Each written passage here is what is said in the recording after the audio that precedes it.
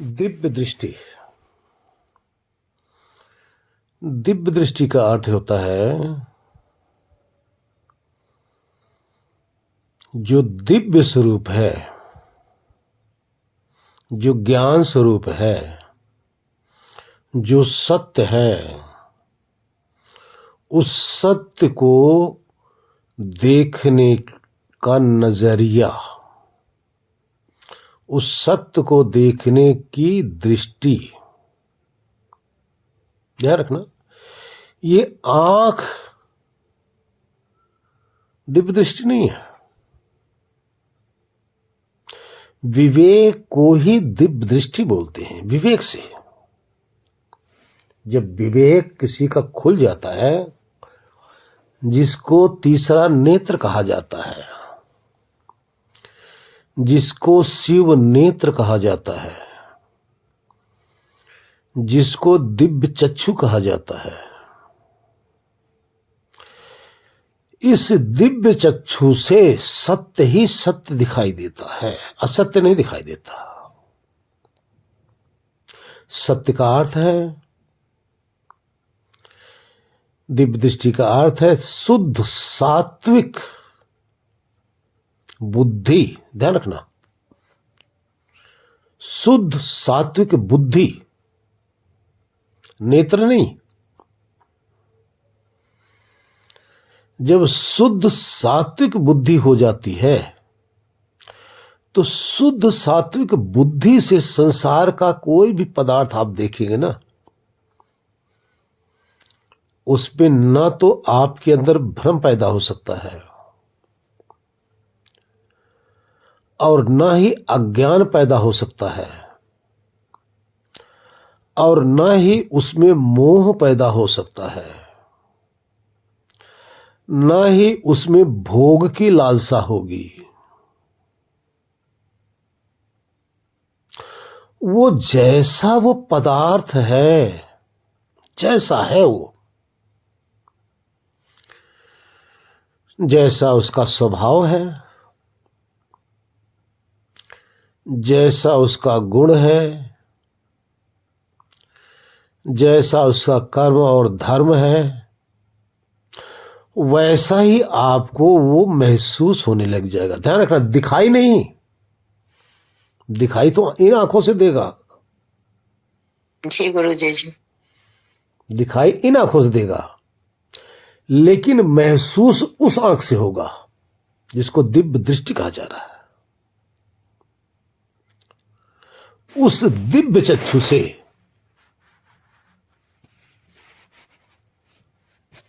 जो परम शुद्ध है,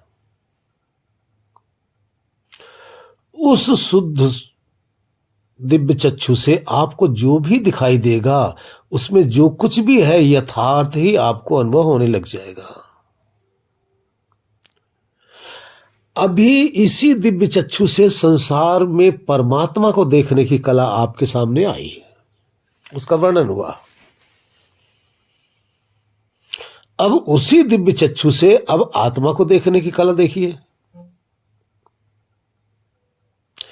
इसी दिव्य चक्षु से अगर इन हमारे जो मांस का लोथड़ा वाली चक्षु है, इससे किसी भी देह की तरफ आप देखते हैं तो क्या दिखाई देगा?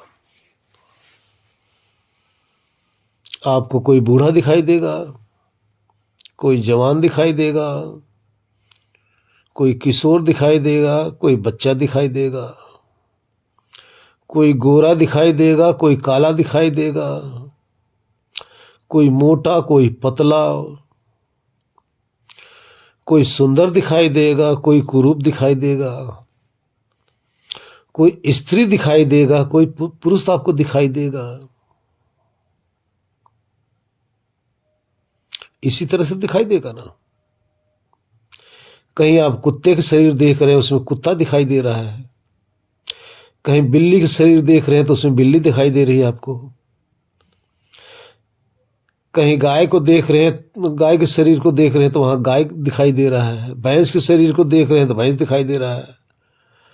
पक्षियों के शरीर को देख रहे हैं तो वहां पक्षी आपको दिखाई दे रहा है। ये जो बाहर की आंखें हैं, इनसे तो ये दिखाई देता है ना। इनसे सिर्फ ये दिखाई देगा। लेकिन इनसे जब दिखाई देगा तो आपको इसमें भोग भी दिखाई देने लग जाएगा, मोह भी होने लगेगा, और यहां से आप फंसते रहेंगे, फंसते रहेंगे भोग की तरफ, लोभ की तरफ, अपना और पराये की तरफ। ये आपको ये दिखाई देगा इन चक्षुओं से। लेकिन दिव्य चक्षु से आप देखेंगे तो क्या दिखाई देगा? आप जर्जर शरीर के अंदर भी अगर देखेंगे तो उसके अंदर भी एक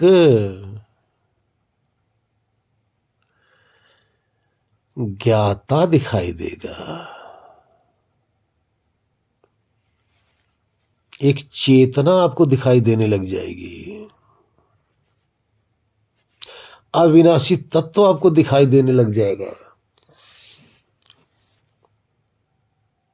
वो सुंदर ही सुंदर है, उसमें कुरूप दिखाई नहीं देगा आपको। वो अमृत ही अमृत है, उसमें आपको और कुछ दिखाई नहीं देगा।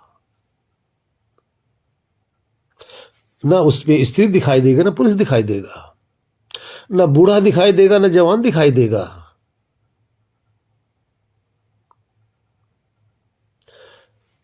ना आपको पशु दिखाई देगा, ना हाथी दिखाई देगी, ना घोड़ा दिखाई देगा, न गाय, न भैंस, न कुत्ता, न बिल्ली, आपको ये सब दिखाई नहीं देगा। सबके अंदर अपने जैसे, ध्यान रखो, अपने जैसे, जैसे हम उनको देख रहे हैं ना, अपने जैसे उसमें भी अनुभव करता, ज्ञाता, अमृत तत्व, चेतन तत्व दिखाई देने लग जाएगा आपको। यह दिव्य दृष्टि है।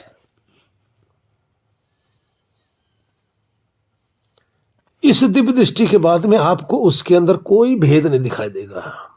एक शरीर दूसरे शरीर से तुलना करेंगे ना, आपको कोई भेद ही नहीं दिखाई देगा। संसारी दृष्टि से सारे भेद दिखाई देंगे। ये जो दो आंखें ना, इससे सारे भेद दिखाई देंगे। लेकिन दिव्य दृष्टि से आप देखेंगे तो कोई भेद नहीं होगा, सब एक रस, सब एक जैसे। सब में आपको लगेगा कि सब के अंदर एक एक चेतन कैद हुआ पड़ा है। सभी अपने अपने कर्मों को भोगने के लिए इस देह रूपी जेल के अंदर सारे कैद हैं। ये नहीं दिखाई देगा वो बिल्ली किस देह है, उसमें भी आपको दिखाई देगा इस देह में भी तो हमारे जैसे कोई कैद है अपने कर्म भोगने के लिए। इस तरह से देखते हुए जो भेद दृष्टि है तो हट जाती है, जो अनेकता बनाती है। अनेकता हमारे आंख, ये दो आंख बनाती है, लेकिन सब में एकता नजर आएगा।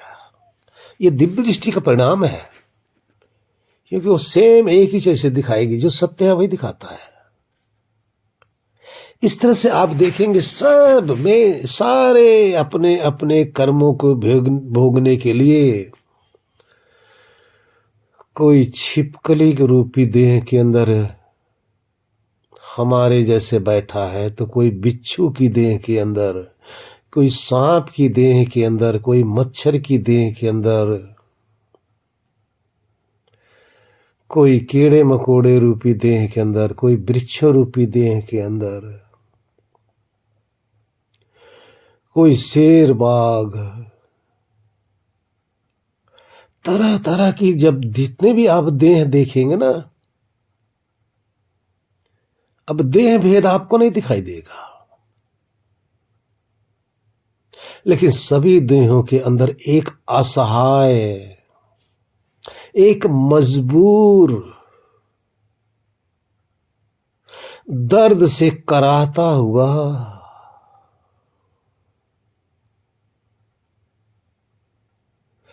अपने भोगों को भोगता हुआ दुख सुख रूपी प्रपंच में पड़ा हुआ सभी देहों में एक एक चेतन को आप देखेंगे। किसी की देह मतलब टूटी, टांग टूटा है, किसी का कुछ टूटा है, किसी की कोई परेशानी है, सब भोग रहे हैं। अस्पताल में चले जाओ, कैसे करा रहे हैं, कितने प्रकार के, किसी का कुछ हो रहा है, किसी की हार्ट सर्जरी हो रही है, किसी का लीवर खराब है, किसी की किडनी डायलिसिस हो रही है, किसी को बीपी है, किसी को शुगर है, किसी के एक्सीडेंट हो गया, टांग टूटी पड़ी है, किसी का हाथ टूटा पड़ा है, किसी का पूरा मुख का जबड़ा टूटा पड़ा है, किसी की आंख फूटी पड़ी है, किसी का सर ही फूटा पड़ा है।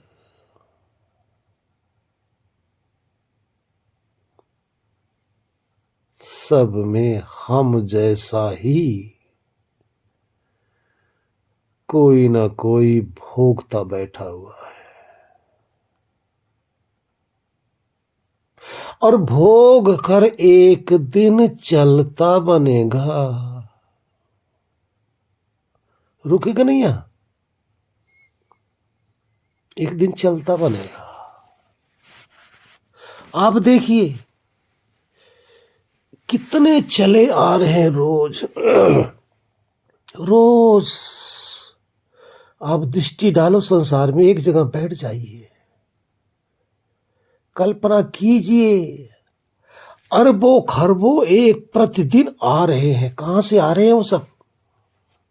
प्रतिदिन अरबों खरबों, मनुष्य भी, पशु भी, पक्षी भी, कीट पतंग, अरबों खरबों असंख्य रोज आ रहे हैं नए नए जन्म लेकर, और अरबों खरबों रोज यहां से भागे चले जा रहे हैं शरीर त्याग करके। कहां चले जा रहे हैं पता नहीं, और कहां से आ रहे हैं पता नहीं, लेकिन आ रहे हैं और जा रहे हैं ये तो हम देख ही रहे हैं ना, इसको तो ना नहीं कर सकते। असंख्य आ रहे हैं, कितने शरीर को त्याग कर मरे चले जा रहे हैं। कहां चले गए किसी को कुछ पता नहीं, कोई खोज खबर नहीं, और कभी उनका पता भी नहीं मिलता। ढूंढने वाले ढूंढते रह जाओ, आज तक कोई नहीं खोज पाया। और ये जितने आ रहे हैं कहां से आ रहे हैं भाई, ये कोई पता नहीं कर पाया। अब बताओ, आ भी रहे हैं जा भी रहे हैं, कौन पता करेगा इसका? अगर आने वाले ना हो तो जाने वाले कहां से होगा? अगर जाने वाला ना हो तो आने वाला कहां से आएगा? इसका अर्थ है कहीं अदृश्य चले जाते हैं, अदृश्य स्थान पर, और उसी अदृश्य से यहां फिर आ जा रहे हैं। यहां आ जाते हैं तो हमारे दृष्टिगोचर होने लग जाते हैं।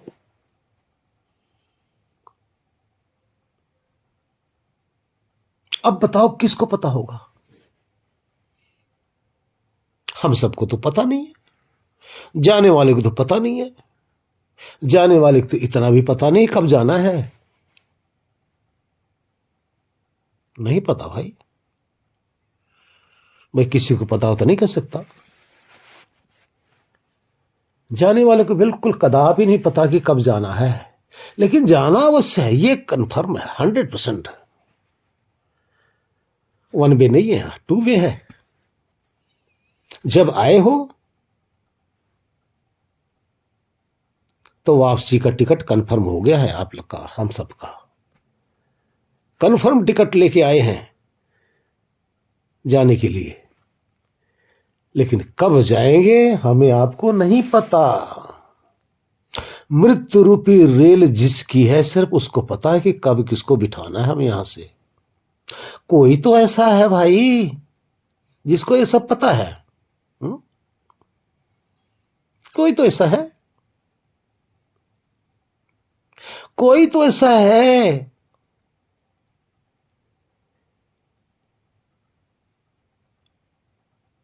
जो यहां हमारे शरीर की व्यवस्था, शरीर की रचना करने लग जाता है। यहां आते ही, गर्भ में आते ही हमारे शरीर की रचना करने लग जाता है। कोई तो है, किसी को तो पता है। अरे पता ना होता तो रचना क्यों करता हमारे लिए? और रचना कहां से करता है? अरे कोई तो है जो हमें अपने कर्मों का आज तक पता नहीं कि इस जीवन में हम कितना क्या कर चुके हैं, कितना अच्छा किया, कितना बुरा किया, कितना पाप किया, कितना पुण्य किया। अरे कोई तो है जो हमारे कर्मों का लेखा जोखा रखा हुआ है, उसी अनुसार हमें मृत्यु भी देने वाला है। अरे कोई तो है जिसको हमारी जीवनी का पता है कि इतना साल तक जीना है। और कोई तो है, हम भी शक्ति है, चेतन है। वो कोई तो है जो हम चेतन को से भी बलवान है। हम इस देह से निकलना नहीं चाहते, जाना नहीं चाहते, जो हमें तड़पा तड़पा करके इस देह से निकालेगा। कोई तो है। कहां जाएंगे हमें नहीं पता।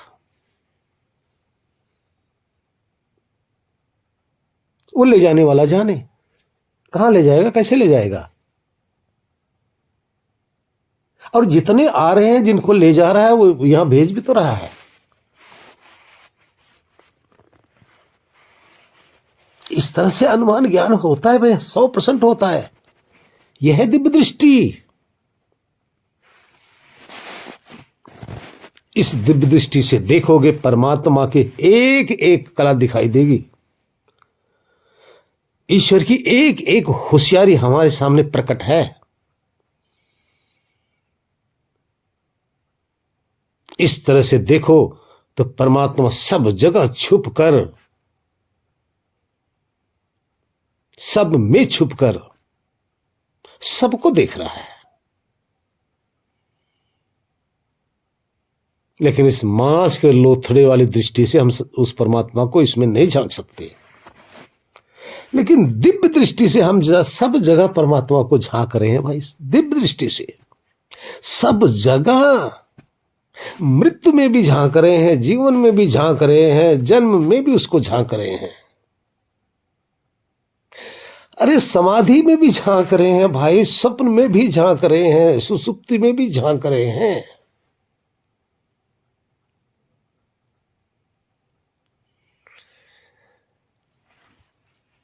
अगर ये दिव्य दृष्टि हमारे पास है तो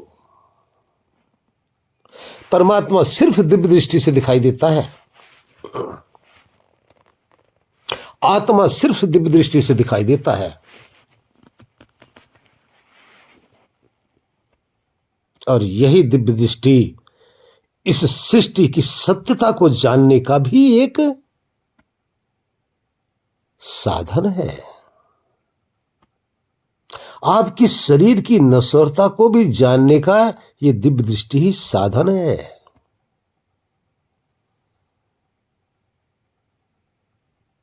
जिसके पास ये दिव्य दृष्टि आ जाए, उसके लिए सृष्टि का कोई ऐसा चीज, कोई ऐसा पदार्थ छिपा ही नहीं होता, प्रकट होता है। जैसे हाथ में हथेली पे रखा हुआ कोई भी पदार्थ जैसे दिखाई देता है ना, इसी तरह से पूरी सृष्टि के अंदर छुपा हुआ हर पदार्थ इस दिव्य दृष्टि से दिखाई देने लग जाता है। जिसमें दिव्य दृष्टि नहीं है उसकी भोग दृष्टि है, और भोग दृष्टि से सारा संसार हमें अपनी तरफ आकर्षित करता है, हमें भोगने के लिए बाध्य कर देता है। हम भोगने के लिए बाध्य हो जाते हैं और भोग कर मोह रूपी दलदल में हम फंस जाते हैं। और ये अमृत रूपी जो जीवन है ना, इसको इसी में हम लुटाकर चल बसते हैं। सब कुछ लुटाकर खाली हाथ चले जाते हैं। हमारे हाथ में कुछ नहीं रह जाता। जैसे आए थे खाली, कुछ कमा नहीं सके, पाप कमा के आए थे पीछे और उसी पाप को भोगने यहां आए थे, और फिर पाप ही कमाकर और पाप को लेकर फिर चले जाएंगे।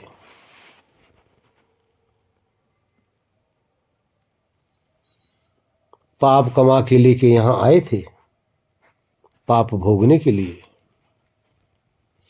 अब हम यहां पाप को नाश करने के लिए आए हैं, ना कि पाप और कमाने आए हैं। हम पाप का भी नाश कर दें, जो पिछला हमारा पाप है, क्योंकि जब तक वो उसका नाश नहीं होगा तब तक आपके शरीर से आपका अलगाव हो ही नहीं सकता। उस पाप के और पुण्य के अनुसार ही आपकी ये देह बंधी पड़ी है आपके साथ। लेकिन उसके साथ साथ कमाई दूसरी करनी है। पाप पुण्य से परे जाकर जो जगत का पिता है, जो सर्वव्यापक है, सब जगह दिखाई दे रहा है, सब जगह उस ईश्वर की आभा छिटकी हुई है, बिखरी हुई है। सब जगह अपना जलवा बिखेर रखा है। किसी भी तरफ देखिए, मेड इन गॉड लिखा हुआ है।